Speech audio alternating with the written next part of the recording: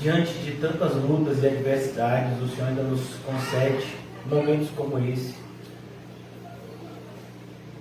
onde podemos ter um sorriso puro, sem malícia, sem maldade. Obrigado, Senhor. Obrigado, meu Deus, por essa segunda-feira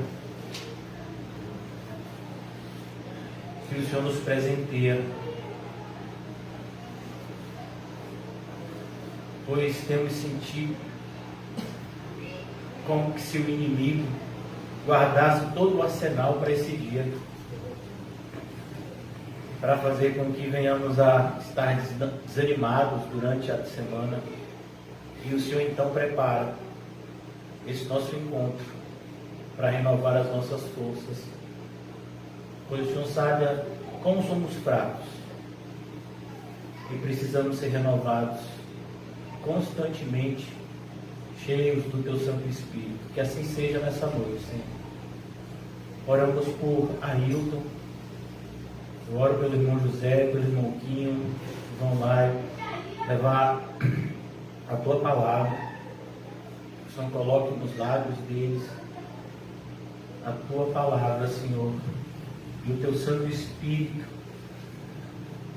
vá na frente deles, abrindo o caminho e preparando o solo para que a Tua palavra seja semeada. Ajuda-nos na noite de hoje, Senhor, mais uma vez, estarmos sensíveis à voz do Espírito, como aprendemos que devemos ouvir o que o Espírito diz à igreja. E toda vez que nos reunimos em Teu nome, o Senhor sempre tem falado conosco, Senhor. Somos eternamente gratos, Senhor, por isso. Seja assim também nessa noite. Em especial também eu quero apresentar a vida da irmã Osana, Senhor. Eu particularmente, não acompanho de perto o tratamento dela, mas tenho sabido, Senhor, das dificuldades intensas que ela tem passado, fisicamente, espiritualmente. Ó Deus, ajuda a nossa amada irmã. Como o Senhor tem ajudado a ela durante toda essa batalha, Senhor. Aí continua ajudando, Senhor. Segundo a Tua boa vontade, Senhor, essa é a nossa oração. Cura ela.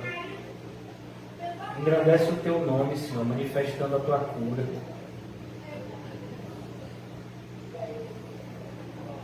Mas que acima de tudo, Senhor, a nossa irmã guarde a fé, pois nós sabemos que o nosso tempo aqui na terra é limitado. Podemos passar um dia ou 100 anos aqui na terra, mas nosso desejo é que ao final da nossa jornada terrena possamos entrar nas nossas moradas celestiais. Ó Deus, peço nessa noite o Senhor grave nos nossos olhos a eternidade. O Senhor nos tire nesses minutos que se seguirão. Tantas vezes ficamos consumidos com as coisas daqui da terra, mas se já ressuscitamos com Cristo e acreditamos que sim, ajuda-nos, Senhor, a nos maravilharmos com as coisas que são do alto. Em nome de Jesus, amém e graças a Deus. Amém, irmãos? Amém. O título da nossa mensagem de hoje, em Lucas capítulo 4, é Não Desanimamos. E é maravilhoso olhar para o nosso referencial, que é o Senhor Jesus, e ver como Ele nos deixou essa lição, que algumas vezes passa despercebida, mas que não podemos deixar de nos maravilhar com isso. Em Lucas capítulo 4, nós já meditamos recentemente aqui, vimos a rejeição de Jesus por aqueles que deveriam, tratá-lo melhor, que eram os seus conterrâneos de Nazaré. Mas, ao continuarmos a leitura, o estudo do próprio capítulo 4, ainda no capítulo 4, percebemos que o Senhor Jesus, ele se dirige a Cafarnaum. Cafarnaum ficava próximo a Nazaré, ambas cidades ficavam na região da Galileia. E olha que coisa interessante, no versículo 31 do capítulo 4 diz: e desceu a Cafarnaum, cidade da Galileia, e os ensinava no sábado. E a gente olha para aqui e parece que não aconteceu nada. Tudo que Jesus passou, a rejeição, a tentativa de assassinato, porque foi muito grave o que aconteceu em Nazaré. Às vezes a gente lê a Bíblia e a gente, como eu já mencionei aos irmãos, a gente não tem o devido cuidado de extrair do texto aquilo que ele está nos dando, de maneira clara, como está aqui no Evangelho de Lucas. E Lucas, ele é bastante detalhista. Nós já percebemos essa característica do Evangelho de Lucas desde o começo, quando a gente começou nosso estudo nesse Evangelho. Como Lucas, ele diz: eu fiz uma pesquisa profunda a respeito da vida de Jesus, com aqueles que estiveram e presenciaram tudo o que ele viveu aqui na terra. E ele escreve o Evangelho dessa forma, diante de uma pesquisa com aqueles que presenciaram esses fatos. E olhe como termina a pregação de Jesus em Nazaré, no versículo 28. A gente já meditou nessa parte, mas eu gostaria de fazer uma releitura. E diz no versículo de número 28: todos na sinagoga, ouvindo estas coisas, se encheram de ira. Perceba, irmãos, é de se assustar, porque poucos versículos, olha que coisa, no versículo 22, volte um pouquinho: todos lhe davam testemunho e se maravilhavam das palavras de graça que lhe saíam dos lábios. Olhe como o mesmo grupo de ouvintes pode ficar maravilhado com aquilo que você fala para ele, mas de repente, se você confrontar o pecado dele, ele vai ficar com ódio de você. Então é como na nossa pequena congregação a gente vê isso muitas vezes. Se a gente for falar de teologia, se a gente for explicar fatos históricos e pecados como o pecado de Davi, como o irmão José falou, ou se a gente for explicar a queda de Adão, e as pessoas ficam maravilhadas, realmente, é isso mesmo, esse é o contexto, eu nunca tinha notado que tem essa palavra no texto, mas quando a gente pega aquilo e a gente diz: isso está falando de você, aí a pessoa diz: aí não, aí comigo não, aí está me ofendendo. Então é o que a gente presencia aqui, o que Jesus viveu, e ele diz isso no Evangelho de João, no capítulo 15, de maneira muito clara. A maneira como trataram ele, vão tratar a gente da mesma forma. Então a gente não pode se iludir. Da maneira como rejeitaram ele, vão rejeitar a gente. Da maneira como também muitos creram nele, vão crer também naquilo que a gente pregar da parte dele. Mas é importante que nós não venhamos a criar em nós expectativas, porque senão as expectativas serão frustradas. E um dos grandes motivos do nosso desânimo constante é que as nossas expectativas nem sempre são, quase nunca, são alcançadas.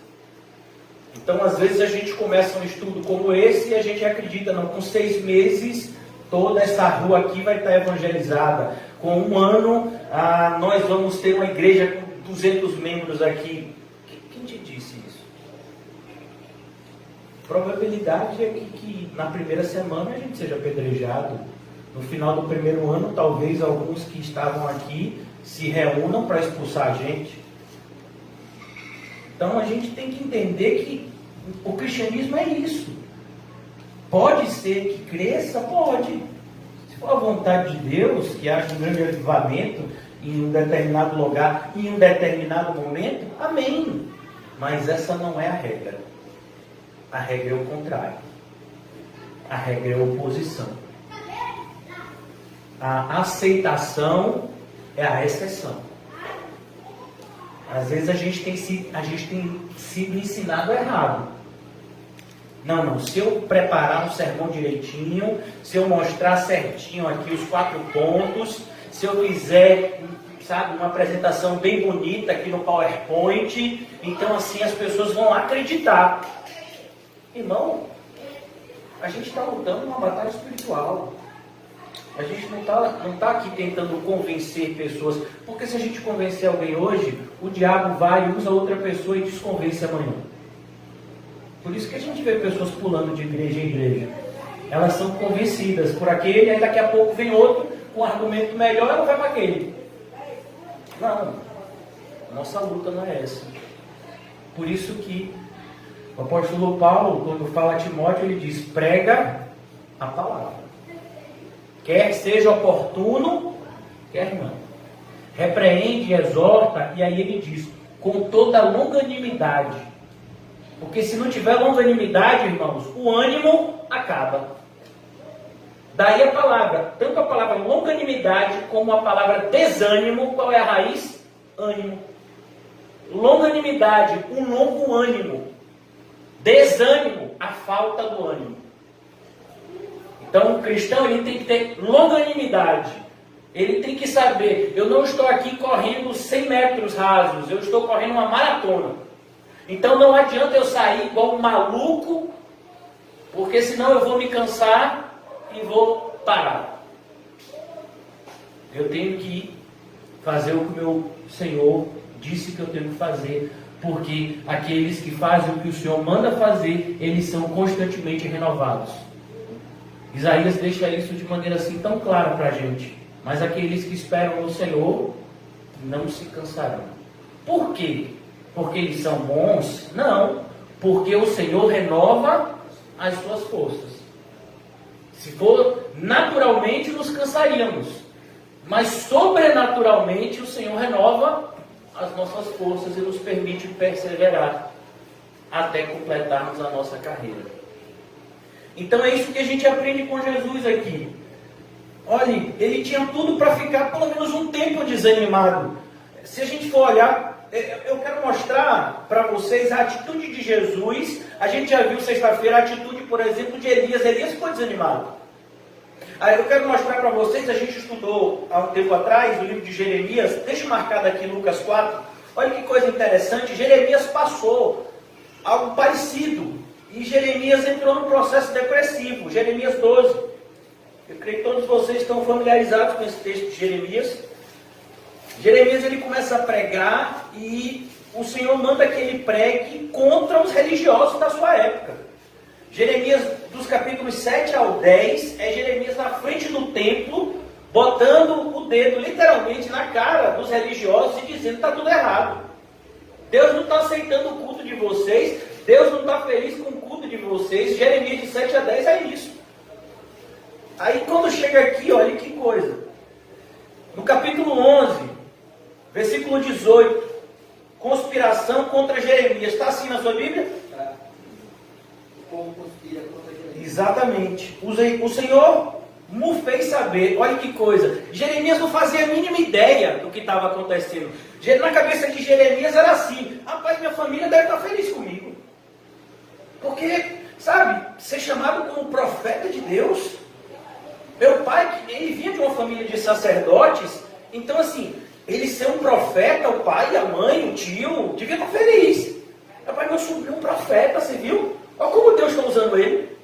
E está usando ele desde jovem. Olha que coisa bonita. Mas foi justamente o contrário. O Senhor, Jeremias não fazia a mínima ideia do que estava acontecendo na própria família dele, de sacerdotes.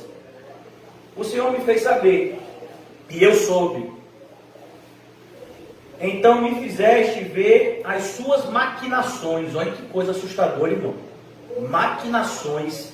Você sabia que nesse exato momento tem gente maquinando mal contra você? Eu não estou falando isso para lhe assustar, não. Estou falando isso só para que você seja grato com a proteção de Deus. Porque nenhum fio da sua cabeça vai cair se não for a vontade de Deus. Não adianta a maquinação do próprio Satanás. Porque quem nos guarda é o Senhor. Mas a gente tem que saber que tem pessoas maquinando mal contra a gente. Para que nós sejamos gratos. Eu era como um manso cordeiro que é levado a matadouro. Olha que coisa. Essa expressão é usada depois lá pelo próprio Jesus, pelo apóstolo Paulo. Porque eu não sabia que tramavam projetos contra mim. Jeremias não fazia a mínima ideia. Às vezes a gente começa no ministério assim, né? A gente que vivia na impiedade, eu particularmente, disse, não, agora que eu estou fazendo tudo certo, parei de mentir, parei de fazer coisa errada, estou agora querendo viver uma vida toda correta, agora as pessoas vão me apoiar. Meu filho, é o contrário. E aí você fica assustado com isso. Você fala, rapaz, quando eu gritava, quando eu tentava ganhar as coisas na força, eu sempre conseguia. Agora que eu estou querendo fazer as coisas com ordem e decência, parece que nada dá certo. É isso mesmo. É porque antes você estava com o diabo. Agora você está com Deus. E às vezes a gente não entende isso. Olha que coisa. Dizendo, destruamos a árvore com o seu fruto. O inimigo sabe, olha que coisa interessante, talvez eu e você não prestemos a devida atenção nas falas de Jesus, mas o inimigo presta. Às vezes a gente acha que Jesus repete as coisas demais. Você já prestou atenção no Sermão do Monte, quando Jesus repete, a árvore boa dá um bom fruto, a árvore má dá um fruto mau. Aí ele podia parar aí, não podia, você não entendeu isso? Mas ele continua. Porque a árvore boa não pode dar um fruto mau. Assim como a árvore má não pode dar um fruto bom. Você não prestou atenção nessa reflexão de Jesus, mas o diabo prestou. Então o diabo sabia que ele não podia mudar o fruto da árvore de Jeremias. Então tinha que fazer o quê? Cortar a árvore. Então o diabo sabe que se você é crente, ele não vai conseguir fazer com que você apostate. Então ele vai querer matar você. Como aconteceu tantas vezes na vida do apóstolo Paulo. Porque o diabo tinha tanta fúria. E a gente vê a fúria do diabo por meio do ódio nas pessoas por Paulo. Aquele ódio que as pessoas tinham de Paulo não era um ódio natural, era um ódio sobrenatural. Muitas pessoas tinham ódio de Paulo de maneira assim assustadora, como foi o caso, se eu não me engano, na cidade de Listra. O apóstolo Paulo está lá com Barnabé, ele ora por um aleijado, o aleijado é curado, o pessoal começa a fazer uma maior festa. Se você vê no livro de Atos, né, até mostra isso naquele filme, né, Atos. E aí eles queriam dizer que Paulo era um deus, Júpiter, e que o outro era outro deus, Mercúrio. E aí Paulo disse, não, nós não somos deuses, somos homens. Quem curou eles é o Deus que eu prego a vocês, que é Jesus. Eles ficaram indignados e aquele mesmo povo que queria celebrar, agora queria matar Paulo. Você vê, meu Deus, mas não estava agradecendo que ele curou? Agora já quer matar. Não tem nenhum meio termo. Perceba como é de um extremo a outro. Estava festejando, agora já quer o quê? Matar. Então não é possível que a gente não perceba essas coisas, irmãos. Ah, eu não entendo porque fulano me trata assim, eu não entendo porque isso está acontecendo comigo, eu não entendo por... Você não entende? Então você não está lendo a Bíblia. Então aqui ele diz, destruamos a árvore com o seu fruto, versículo 19, a ele cortemo-lo da terra dos viventes, e não haja mais memória do seu nome. Ó o ódio. Sabe quem é esse que está tramando isso? Os familiares dele. Não é gente de nação estrangeira não, viu? Não é o pessoal do outro bairro, não. É o pessoal que cresceu com ele. Mas, ó Senhor dos Exércitos, versículo 20, justo juiz, que provas o mais íntimo do coração, veja eu a tua vingança sobre eles, pois a ti revelei a minha causa. Portanto, assim diz o Senhor acerca dos homens de Anatote, que procuram a tua morte e dizem, não profetizes em nome do Senhor. O que é que incomoda as pessoas, irmãos, que a gente prega o Evangelho? Se a gente pregar qualquer oba-oba, ninguém fica indignado. Mas se pregar o Evangelho verdadeiro, pode esperar. Versículo 21. Portanto, assim diz o Senhor acerca dos homens de Anatote que procuram a tua morte e dizem, não profetizes em nome do Senhor, para que não morra as nossas mãos. Assim, versículo 22, perdão, sim, assim diz o Senhor dos exércitos, eis que eu os punirei. Os jovens morrerão à espada, os seus filhos e as suas filhas morrerão de fome, e não haverá neles resto nenhum, porque farei vir o mal sobre os homens de Anatote no ano da sua punição. Deus diz para Jeremias que o pessoal quer pegar ele, e depois Deus diz, e eu é que vou pegar eles. Mas assim, deixa eu lhe dizer uma coisa, irmãos, você que é crente, se você sabe que uma pessoa, um familiar seu, está te desejando mal, e Deus diz que vai matar aquela pessoa, você fica feliz? Eu não fico não. Você ficaria feliz? Então, é isso que está acontecendo com Jeremias aqui. Ó Jeremias, o povo está querendo matar você. Eu não vou deixar não. E eu ainda vou matar eles. Você acha que isso fez o que com a cabeça de Jeremias? Olha aqui. Versículo 12, capítulo 12, versículo 1. Justo, ó Senhor, justo és, ó Senhor, quando entro contigo num pleito. Jeremias disse, eu quero uma reunião contigo. Contudo falarei contigo dos teus juízos. Por que prospera o caminho dos perversos? Jeremias está sem entender. Oh Deus, o que o Senhor está fazendo desse jeito? E vivem em paz todos os que procedem perfidamente. Plantaste-os, e eles deitaram raízes, crescem, dão frutos, tente nos lábios, mas longe do coração. Era um povo o quê? Religioso. Eles tinham o Senhor aonde? Nos lábios. Era capaz de ir na rua o pessoal dizer que esse povo era mais crente que você. Ó, ali o pessoal é mais crente que Jeremias. Tinha nos lábios, mas no coração não tinha. Mas tu, ó Senhor, me conheces, tu me vês e provas o que sente o meu coração para contigo. Arranca-os como as ovelhas para o matador e destina-os para o dia da matança. Até quando estará de luto a terra e se secará a erva de todo o campo, por causa da maldade dos que habitam nela? Perecem os animais e as aves, porquanto dizem, ele não verá o nosso fim. Versículo 5. Olhe, Jesus está entendendo, Deus está entendendo o que está acontecendo com Jeremias. Jeremias está falando isso aqui, mas o que Jeremias quer dizer é, Senhor, eu não estou gostando muito do que está acontecendo comigo não, Senhor. Vou lhe ser sincero. Às vezes a gente não é assim. A gente fala, não, o evangelho verdadeiro é negue-se a si mesmo, tome a sua cruz e me siga. Quando você tem que negar a si mesmo, você fica feliz? Quando você tem que carregar a sua cruz, você fica feliz? Quando você passa por sofrimentos bem menores, mas parecidos com os de Jesus, você fica feliz? Não deveria. Aí ele diz aqui, olha a resposta de Deus. Se te fatigas correndo com homens que vão a pé. Jeremias, você já está cansado, Jeremias. É como, irmãos, eu não sei se vocês já participaram de alguma prova esportiva. É como, antes, eu já participei de algumas, antes de você sair, que a gente chama de largada, né? Antes da largada, tem uma área assim, que é a área do aquecimento.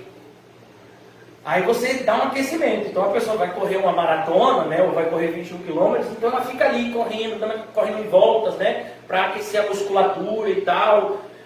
Meu filho, é como se você estivesse ali aquecer. Rapaz, eu estou cansado. Mas dá para mim começou. Oh, Senhor. Mas varão? Não, eu dei uma voltinha aqui, para mim já é suficiente. 21 quilômetros, é maluco? Eu não aguento não, velho. Eu corri aqui 200 metros, já deu. Mas meu filho, o camarada nem disparou. Nas provas, né? Dá aquele tiro assim para cima, né? Para poder o pessoal saber que pode começar. Então ele está dizendo, Jeremias, você está cansado correndo com homens que vão a pé. Como poderás competir com os que vão de cavalo? Sabe o que o Senhor está dizendo para Jeremias, irmãos? Jeremias, você está se cansando com homens, você foi chamado para lutar contra demônios. Jeremias ainda não tinha Efésios capítulo 6, mas a gente já tem. Em nome de Jesus, almas. A nossa luta não é contra carne e sangue, é o que o Senhor está falando com Jeremias.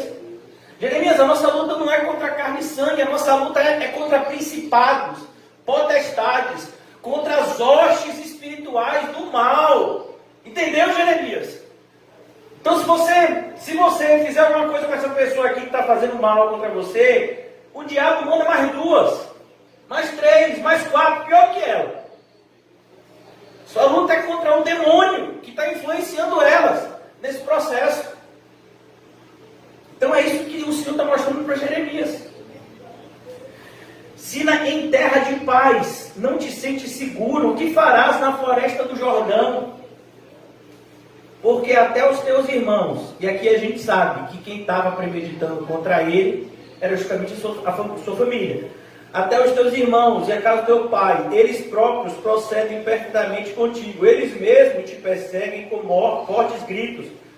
Não te fies neles, ainda que te digam coisas boas. Ó, ainda que te digam coisas boas. Como é que começa o Evangelho de João? O pessoal falando bem de Jesus, né? E aí João diz, mas ele não confiava nisso. Porque Jesus sabia muito bem o que era o coração humano. Jesus sabia. Agora a pergunta é, e você já aprendeu a lição? Por que a gente fica tão desanimado, né, irmão? De repente aquela pessoa está do seu lado fazendo a obra de Deus, daqui a pouco aquela mesma pessoa está falando mal de você, está se opondo a você, e você fica desanimado. Por que você fica desanimado? Você não sabia que essas coisas podiam acontecer? Não, a gente não pode ficar desanimado com essas coisas. A gente tem que continuar fazendo a obra do mesmo jeito. Por isso que lemos em Gálatas 6, e não nos cansemos de fazer o mal. Por isso que a gente lê em 2 de Coríntios 4. Perdão, não nos cansemos de fazer o bem. Obrigado, meu filho. Em nome de Jesus. Está repreendido fazer o mal. E não nos cansemos de fazer o bem. Ainda que as pessoas façam mal para a gente, não nos cansemos. Então aqui, o Senhor Jesus, ele está sofrendo esse mal, mas ele age deixando para trás as coisas que passaram. Então, o pessoal me tratou mal em Nazaré. Eu vou agora para Cafarnaum. E eu vou pregar duro em Cafarnaum? Não. Eu vou pregar em Cafarnaum, eu vou pregar em qualquer outro lugar. Porque as pessoas de Cafarnaum, Deus pode agir de outra forma. Se a gente pega o livro de Atos, a gente vê isso. Em alguns lugares as pessoas receberam bem o apóstolo Paulo. Pega o exemplo da própria experiência de Paulo em Filipos. Ele começa pregando e Deus abre o coração de Lídia, uma vendedora de púrpura. Naquela época, uma vendedora de púrpura significava dizer que era uma mulher de rica, uma mulher de posses. E ela convidou Paulo e toda a comitiva, né, apostólica a permanecer na casa dela. Então Paulo estava sendo tratado bem, Paulo estava pregando o evangelho naquele lugar. Aí tem um episódio da expulsão do demônio da escrava que adivinhava. E aí Paulo é preso, e aí Paulo é açoitado. Então, as coisas mudam. Daqui a pouco vem a conversão do carcereiro. Olha como as coisas vão mudando. A gente prega e aí Deus age e é maravilhoso. Aí daqui a pouco vem oposição. E aí a gente pensa que vai piorar e aí melhora. E aí a gente pensa que vai melhorar, aí piora. E aí não, agora vai piorar e melhora. Porque Deus, ele sempre nos surpreende, irmãos. Por isso que a gente tem que viver cada dia. Não foi o que Jesus disse? Cada dia, não é nem cada semana. É cada dia trará o seu próprio mal, trará os seus próprios cuidados. Então, cada dia. Não é para a gente se preocupar com amanhã. Rapaz, eu fui tão perseguido e amanhã deve ser pior. Não. Ou então, hoje foi tão maravilhoso, várias pessoas se converteram, amanhã vou se converter mais. Cuidado, meu. Então a gente tem que ter A gente tem que aprender com a vida de Jesus. Jesus está dando essa lição importantíssima aqui para a gente. E a gente não pode passar por ela assim, sem trazer essa experiência para o nosso coração. Vou fazer a leitura agora de novo do texto de Lucas 4 para a gente dar continuidade. Eu não vou me demorar muito hoje. Somente até as 11 ou 12 da noite. Jeremias mais na frente, ele vai orar intercedendo pelo povo, né? E Deus até quando ele se arrepende. Pai, 2 vezes. Que Samuel, Moisés vinha diante de mim orar, se não ia voltar atrás. E Deus parece que tinha descansado do pecado das pessoas e foi feito. Mas é isso, a rejeição. Quantas vezes? Porque Deus está avisando, essa punição que vai vir na época de Jeremias, Deus está avisando desde Isaías. Desde a época de Isaías, Deus já estava dizendo, olhe, vocês se consertem. Isaías, ele veio antes de Jeremias, e o povo continuou. Em Judá, isso acontece. Exatamente, no reino de Judá, porque o reino de Israel já tinha sido destruído. Então é isso mesmo, meu filho. Então, aquele que é repreendido muitas vezes e não se conserta, o que é que o provérbio diz? Aquele que é repreendido muitas vezes e permanece com a cerviz dura, será quebrantado sem que haja cura. Aí o que aconteceu? Não, mas agora eu vou. Agora não, agora a porta fechou. Não foi assim as virgens nécias? Não, agora eu quero. Eu já estou aqui com meu azeite, mas agora a porta fechada. Você acha que quando começou o dilúvio ninguém quis entrar na arca? Você acha que ninguém queria? Não, Noé, agora a gente acredita, Noé. Abre aí. Imagine, se fosse. Mas não foi nem Noé que fechou e ele também nem podia abrir. Durante 100 anos ele ficou pregando para o povo. E o povo fazendo chacota, escarnecendo. Então é a mesma coisa que a gente vê aqui. É época agora de evangelizar. Aqueles que irão crer, vão crer. Mas a gente tem que entender que também existem aqueles que não irão crer. Não adianta o nosso esforço. Mas é importante a gente falar, como a gente falou ontem, é importante a gente guardar uma boa consciência. Você chegar em casa e saber que você fez de tudo para com todos. Porque coisa triste é a gente voltar para casa e dizer, meu Deus, eu preguei aquilo, mas depois eu dei um testemunho tão ruim. Aí eu plantei a semente e com o meu pé eu tirei a semente. Então a gente tem que ter esse cuidado para fazer o que a gente puder. É como dizia Spurgeon na sua geração. Spurgeon, as pessoas pensam assim, mas Spurgeon pregou, milhares se converteram. Sim, irmãos, mas se você pegar o número de pessoas que ouviram a pregação de Spurgeon e comparar com os que verdadeiramente se converteram, o número é muito pequeno. Spurgeon sabia tanto disso que em uma das suas pregações ele disse, olha, eu sei que a maioria das pessoas que estão me ouvindo vão para o inferno. Imagine, irmão, você dizer isso no auditório para 20 mil pessoas, 15 mil pessoas, como ele estava acostumado a pregar. Imagine, a maioria de vocês vão para o inferno. Mas vocês vão ter que passar por cima do meu cadáver para chegar lá. O que ele estava dizendo? Eu vou fazer de tudo para que vocês não acordem em trevas naquele dia. Então esse é o papel do pastor, esse é o papel do cristão. Nós somos a luz do mundo, o sal da terra, essa é a nossa função. Fazer de tudo para com todos, para, se possível, salvar alguns. Então aqui o Senhor Jesus nos dá essa lição.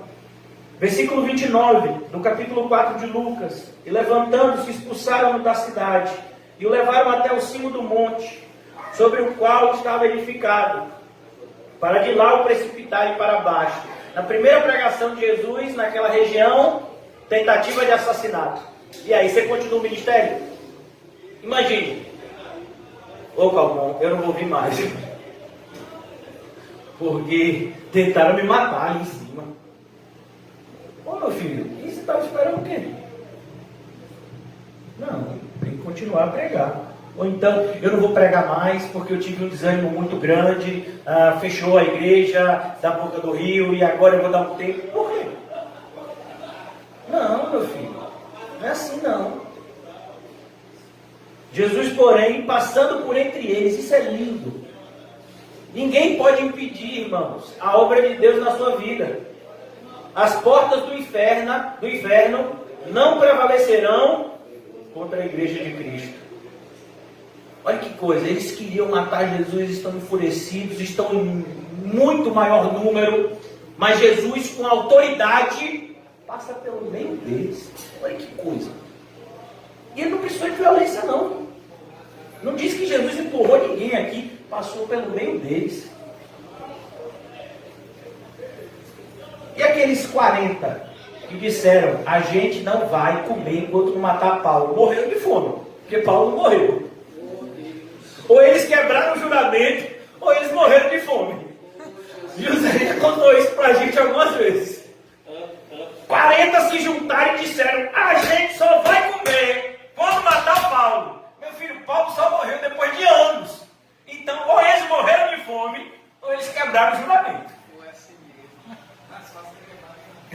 Eu também estou com você, meu filho, nessa. Então, para você ver, o inimigo, ele trama. Mas o que prevalece é a vontade de Deus. Isso é que tem que dar paz para a gente. Por isso que quando eu falei ontem que a gente vai evangelizar em países que ninguém quer ir, o pessoal às vezes dá risada. Irmão, quando eu falo isso, eu acredito. Amém. É porque eu sou uma pessoa alegre, eu dou risada. Quando eu estou pregando, estou feliz. Então, mas eu acredito que a gente vai nesses lugares que ninguém quer ir. Por que não? Mas pastor, vão matar a gente. Só se Deus quiser. Se Deus não quiser, não mata. Jesus, porém, passando por entre eles, retirou-se e desceu a Cafarnaum. Olha que coisa linda. Ele continuou como se nada tivesse acontecido.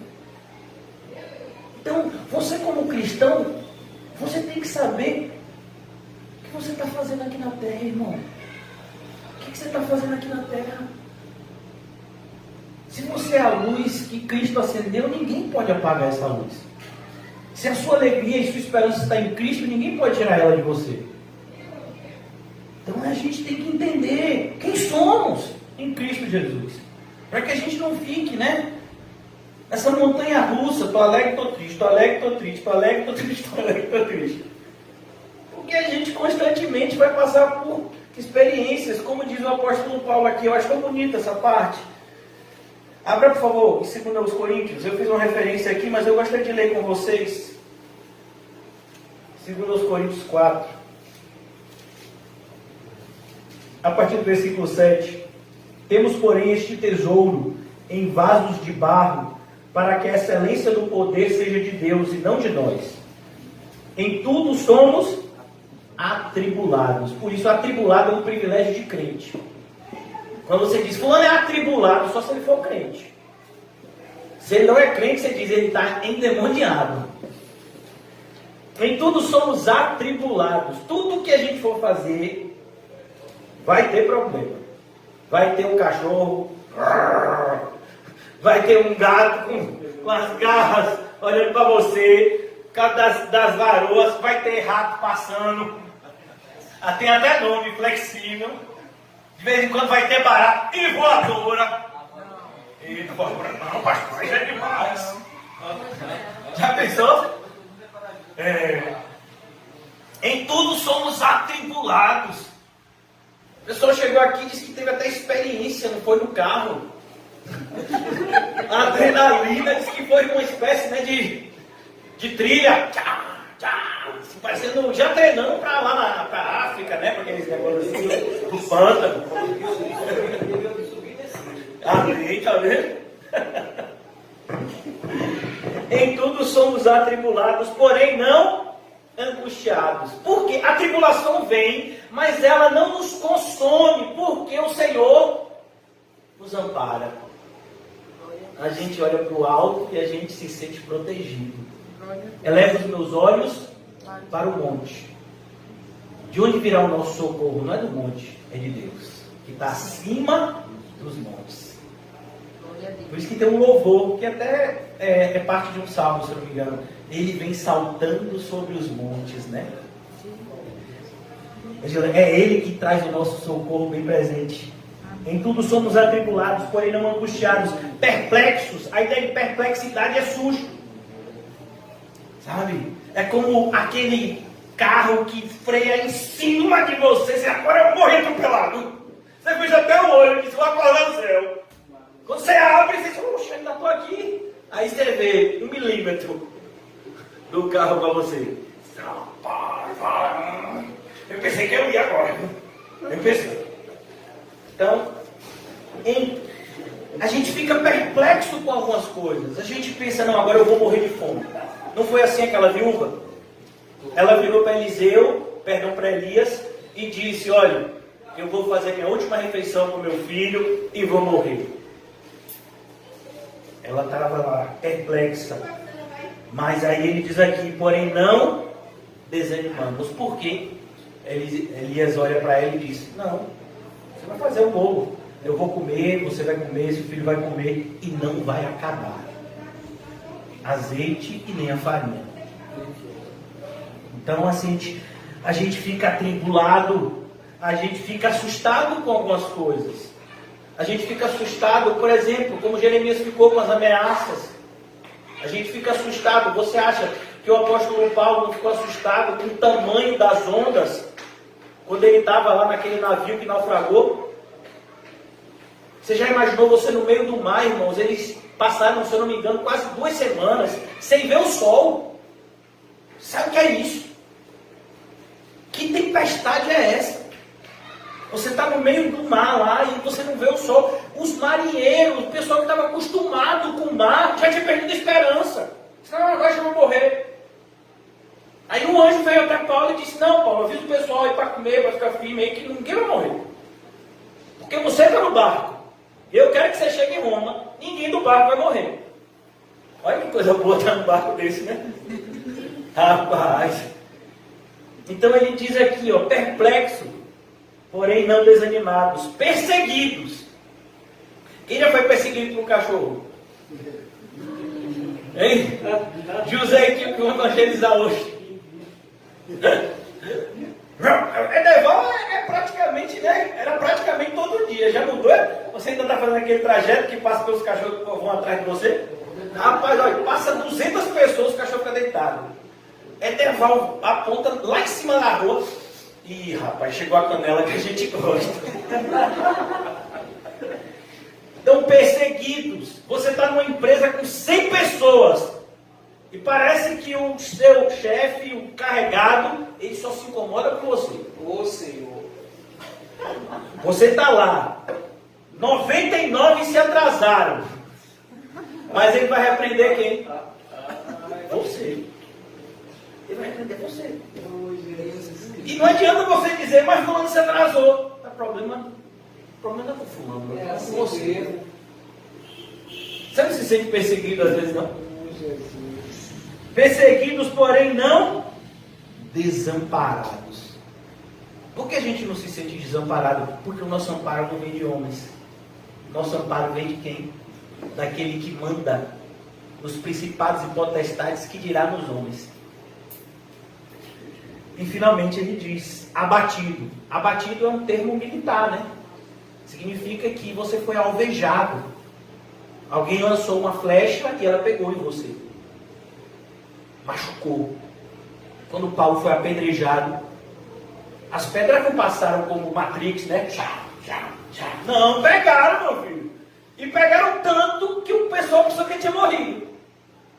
Ele deve ter tomado uma pedrada bem forte na cabeça, teve uma concussão, desmaiou, o pessoal disse, não, morreu. Igual o Paulinho mostrou uma foto, quase que, se o pessoal não tiver fé, se assusta. Dentro do cemitério, dormindo assim.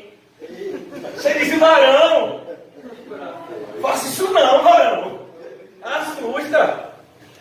Está deitado numa maca, acho que é uma maca, né, Maurinho? A foto que ele me mostrou. E ele está assim, dormindo no cemitério. Já pensou você passa e uma pessoa assim, e ele se levanta, aí você sai correndo. E ele ainda estava de branco. Oh, Jesus! Diga. Ressuscita os mortos. Mas você lembrar desse versículo nessa hora, meu filho. É Deus purinho. Então ele diz, abatido, de vez em quando a pancada pega. Você pensa assim, varão, não vou conseguir acertar a pedrada em mim. De vez em quando acerta, viu? Pega naquele lugar que machuca e arda. Né? Vai arder. Oh, Jesus. Tem momentos que você fica. Mas ele diz, mas não destruído. E é isso que faz com que o inimigo fique agoniado. Satanás fica enfurecido. Porque quando ele pensa que ele conseguiu destruir você, você se levanta mais forte ainda. Porque é isso que Cristo faz com a gente. Por meio das experiências adversas, ele nos fortalece. É como num processo de treinamento muscular. Eu não sei se vocês já estudaram isso. Quando você faz qualquer tipo de treinamento esportivo, o grupo muscular que você trabalha, as células dele, elas ficam inflamadas. Elas são quebradas, há rachaduras delas. E depois, o processo lá biológico, as proteínas vão lá e recompõem aquele músculo. Só que aquele músculo que ficou lá cheio de rachaduras porque foi trabalhado, ele não vai crescer da mesma forma, ele vai crescer mais forte. Então é assim que Deus faz com a gente. As experiências adversas, elas não nos destroem, elas nos fortalecem. Por isso que é importante a gente passar por todo tipo de provação. Não é o que Tiago fala? Fique feliz. Porque o sinal de que passar por todo tipo de provação é sinal de maturidade. Então, um cristão que passou por várias provações é um cristão maduro, que está apto a fazer a obra de Deus e ajudar outros. Não, mano, você passou por isso? Eu também já passei. Eu te garanto, Deus está na sua vida, Ele vai te ajudar. Coloque a sua fé nele e você vai se surpreender. E você vai falar isso como quem tem autoridade, porque você passou por isso. Então aqui, eu quero voltar agora para o nosso texto. Mas isso tudo foi a introdução. Oh, Jesus. Glória a Deus. Salva ele, Pai. Versículo 31. E desceu a Cafarnaum, cidade da Galileia, e os ensinava no sábado. Esse versículo, irmãos, ele resume um pouco a nossa missão aqui na terra. Jesus, ele vai nos mostrar, volte um pouco no Evangelho de Mateus, logo no final do Evangelho de Mateus, capítulo 28. Jesus fala sobre a nossa missão.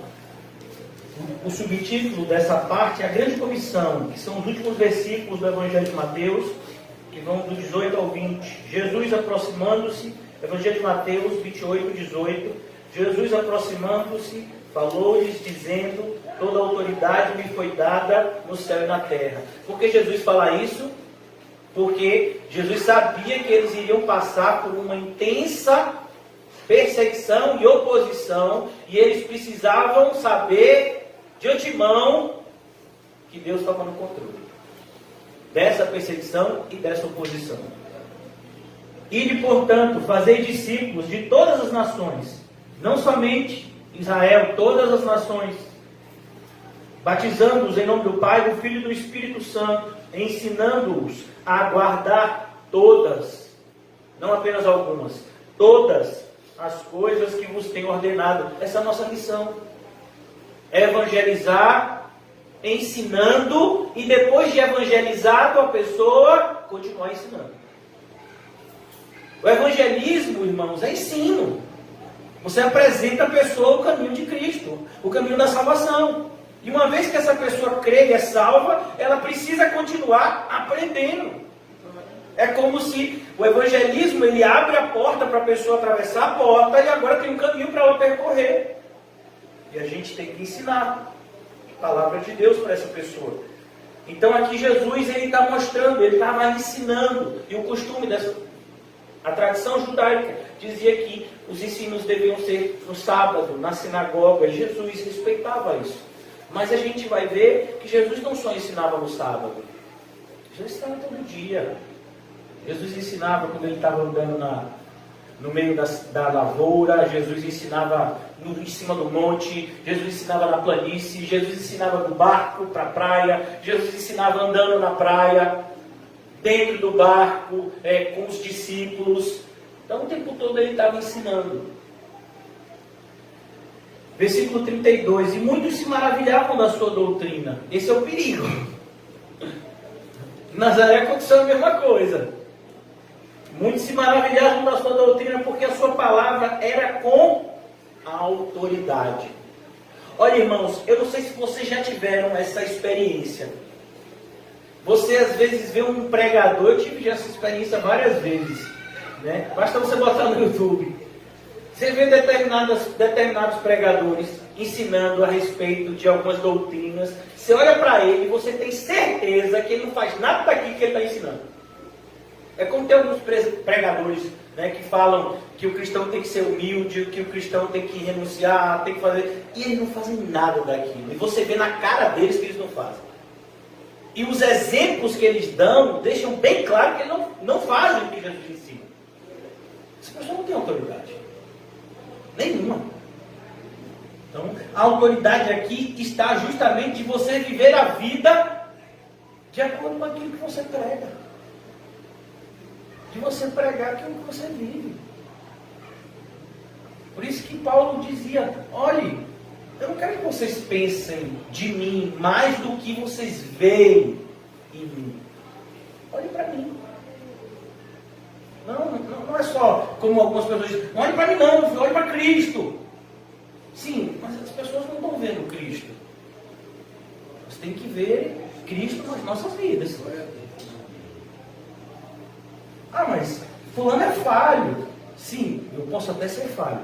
Mas se as pessoas não estão vendo Cristo na minha vida, eu não sou regenerado. Isso tem que ficar bem claro. Por mais difícil que seja, é por isso que Paulo diz, e eu tenho que esmurrar o meu próprio corpo. Por quê? Porque as pessoas têm que ver Cristo em mim. Eu não posso pregar e não ter autoridade no que eu estou pregando. Eu tenho que... A autoridade vem no mundo espiritual justamente por você viver a verdade que você anuncia. Amém. É como... eu acho que num desses filmes que eu assisti a respeito, não foi nem em Paulo Apóstolo de Cristo, Paulo Apóstolo de Cristo tem essa frase também, mas um filme que trata a respeito da ressurreição de Cristo, o nome do filme tem esse nome, Ressurreição, é um filme que nem evangélico mas ele tem muitas coisas assim, interessantes, e ele vai dizer, as pessoas não morrem por aquilo que elas não acreditam. Então um cristão ele tem que acreditar no que ele prega a ponto de estar disposto a morrer. Por que você acha que tantos cristãos foram queimados? Você sabia que todos os cristãos, a maioria dos cristãos que foram queimados ou crucificados, tiveram mortes assim, muito feias, todos eles tiveram uma oportunidade de apostatar. Inclusive tem um filme baseado em fatos reais que fala de padres católicos que foram evangelizar no Japão no início do século passado, né? E lá no Japão tinha uma perseguição muito grande contra o evangelho, mas existe, né? Porque lá a religião deles é completamente diferente, né? Muito parecida com o espiritismo que a gente conhece aqui. Então eles foram evangelizar lá, os padres que foram evangelizar lá, e eles não foram mortos.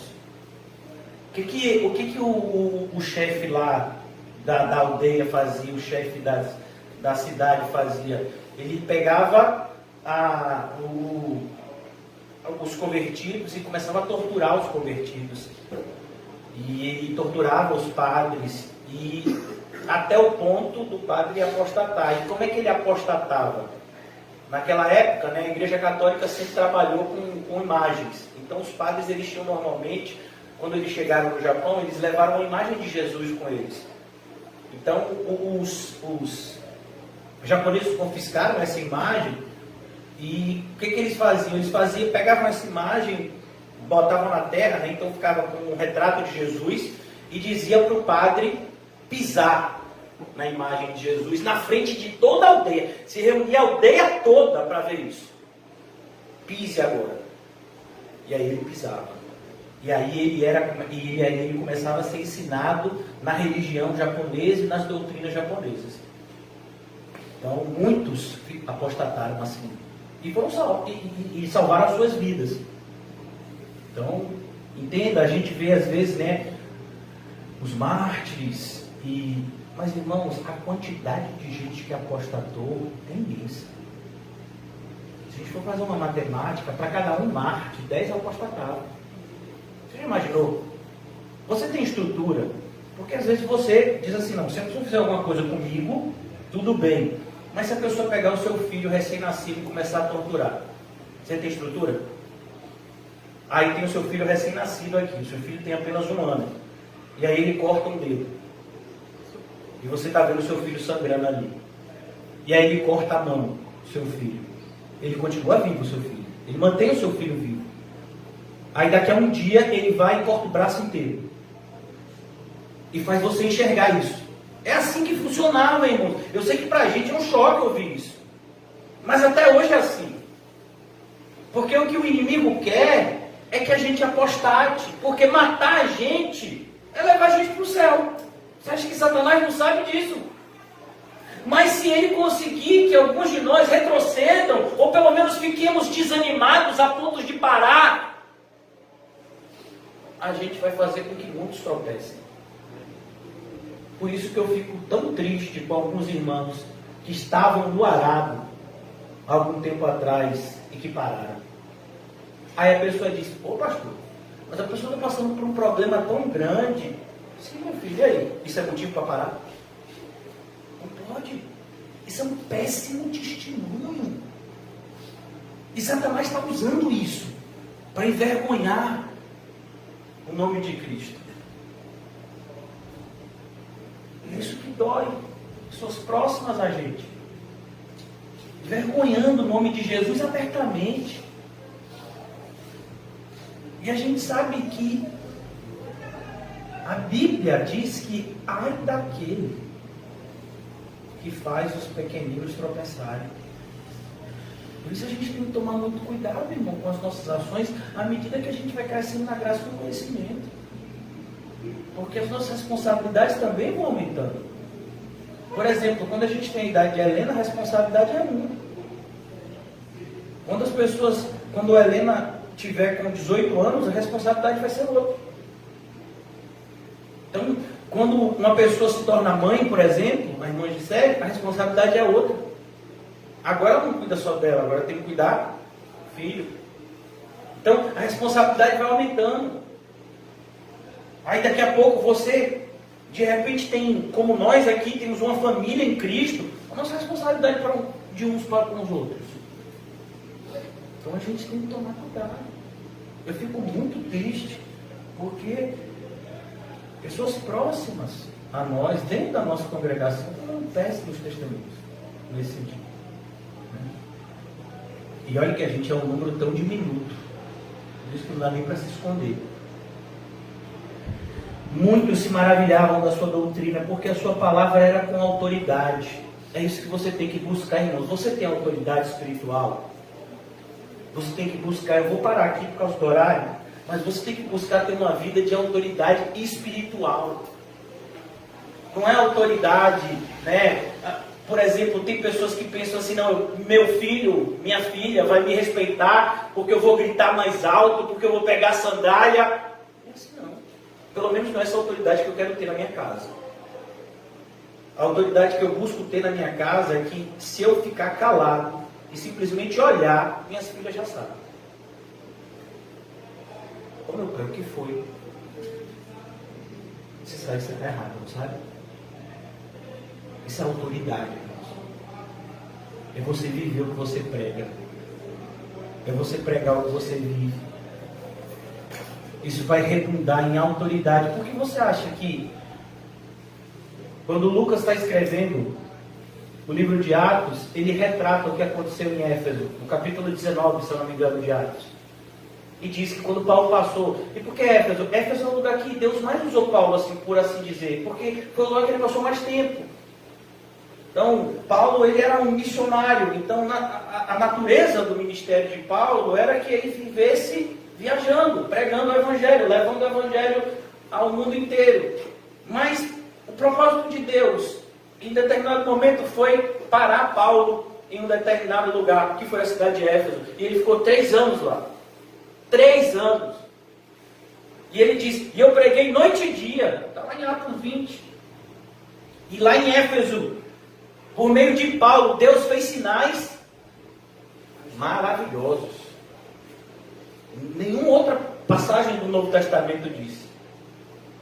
E diz que um pedaço da roupa de Paulo fazia os demônios correrem embora. O que é isso? A autoridade espiritual. É isso que a gente tem que buscar ter. Tem gente, meu filho, que fica 5 horas de joelho. E no mundo espiritual, qual é o resultado disso? 0. Quanto tempo Elias ficou de joelho para que o fogo descesse do céu e consumisse o seu holocausto? Eu acho, meu filho, que não deu nem 5 minutos. Porque a oração dele foi bem pequena. Senhor, para que saibam que o Senhor é Deus, consome o holocausto, Senhor. E aí? Meu filho, na mesma hora, desceu o fogo, consumiu até a água que estava ao redor, que ele mandou derramar bastante água. O fogo foi tão forte que chupou a água. Isso é autoridade espiritual, sabe? Por que você acha que as pessoas ficaram maravilhadas quando o apóstolo Pedro pregou em Pentecostes? Imagine, o apóstolo Pedro abrindo a boca e falando o que ele falou lá em Atos capítulo 2. Cheio do Espírito Santo. Essa vida que a gente tem que buscar ter. No capítulo 5 de Efésios, se eu não me engano, Paulo disse: não busquem a alegria que o mundo oferece. Pastor, na minha Bíblia não está assim. Não, eu sei que não está, mas esse é o significado. Ele diz, não vos embriagueis com o vinho.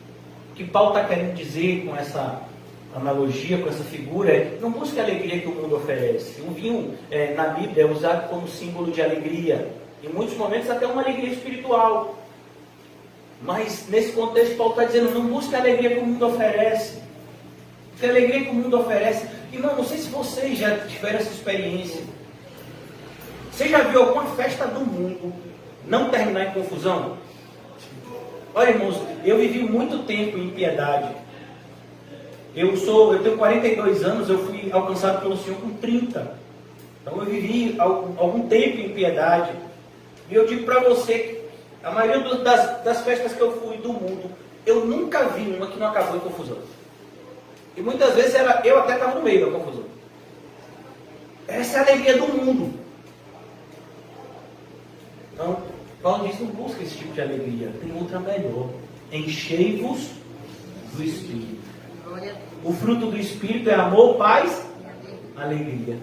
Se você estiver cheio do Espírito Santo, você vai estar triste? Vai estar triste? Não, você vai estar cheio de alegria. Uma alegria maravilhosa. Uma alegria que é independente das circunstâncias.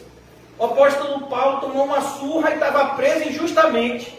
Aí ele começou a orar e disse, Silas, acho que é Silas que estava com ele, né?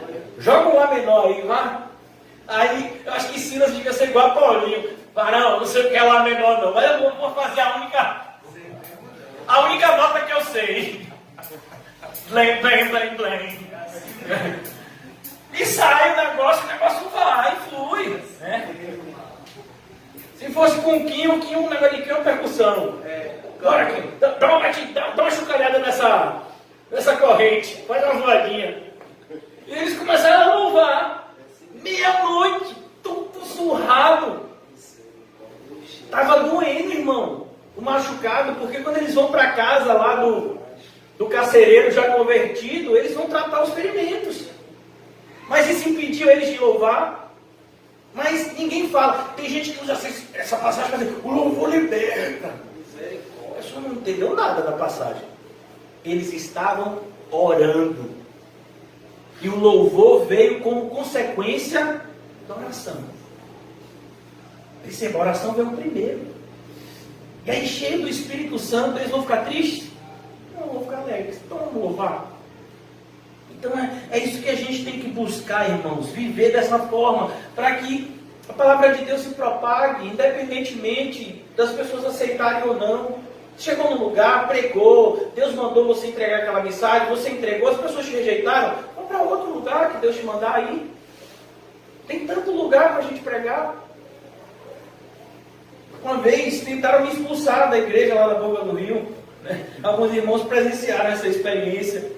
E eu disse na reunião que fizeram lá, que eu nem sabia que ia ter essa reunião.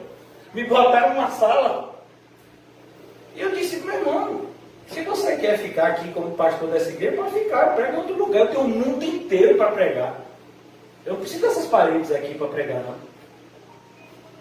Ah, não. Então, não estou entendendo qual é o motivo dessa reunião. Então, a gente não precisa se entristecer por conta de circunstâncias. E a gente também tem que ter cuidado para a gente não se alegrar pelas circunstâncias, porque elas podem mudar. Então, por exemplo, vamos imaginar que você orou, né? E aí Deus enviou a Kombi. Eita Deus! A Kombi vai buscar os irmãos para trazer para a igreja, e que a gente vai evangelizar nos bairros, e vai ser benção. E aí a gente chegou num bairro para evangelizar, quando volta, os 4 pneus furados. E está arranhado de ponta a ponta. Quebraram os vidros tudo. E aí, meu irmão, vai ficar o quê? Foi o quê? Vamos lá, conserta. Cadê o Glória? Cadê o Glória agora? Não tem. Então não pode ficar nas circunstâncias. Chegou num lugar, várias pessoas creram, Glória. Chegou num lugar, as pessoas disseram, não volte mais aqui. Glória a Deus. É a vontade de Deus, irmão. Então que a gente venha a ficar alegre no Senhor.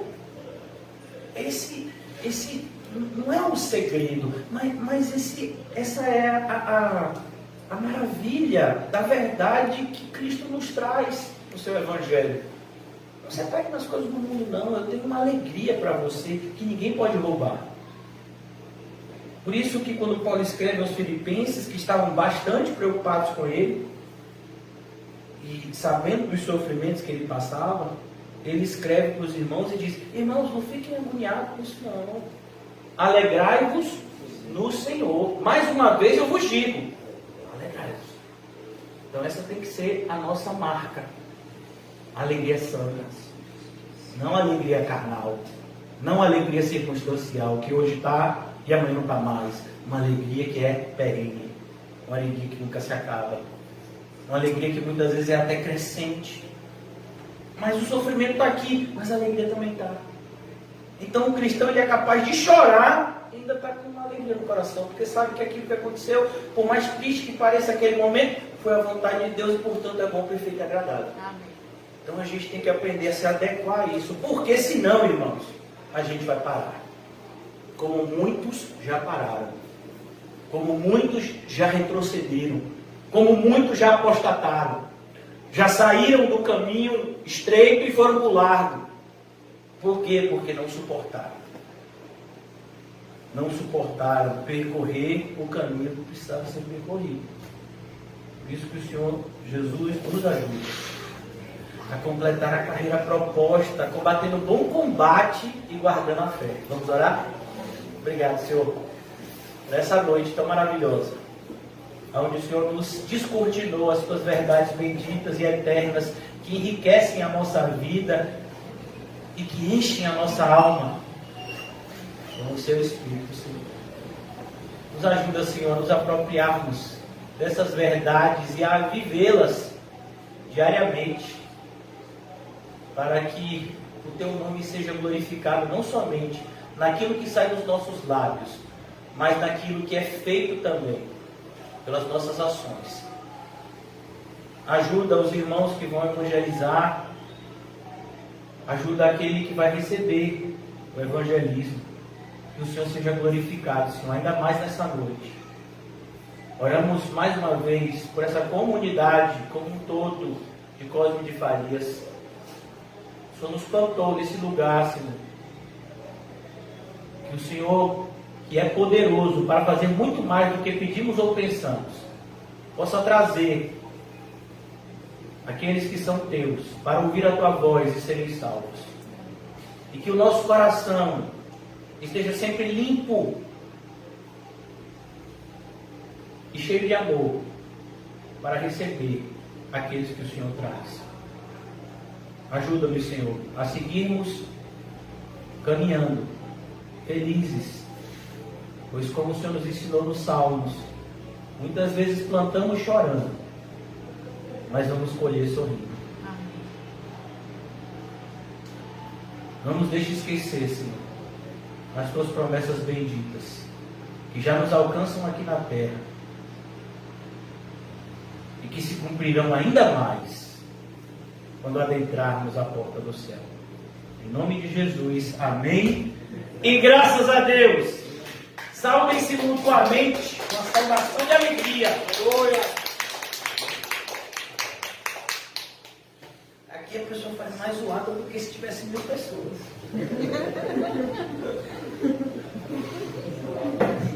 Ainda mais que Paulinho tiver junto com Adams.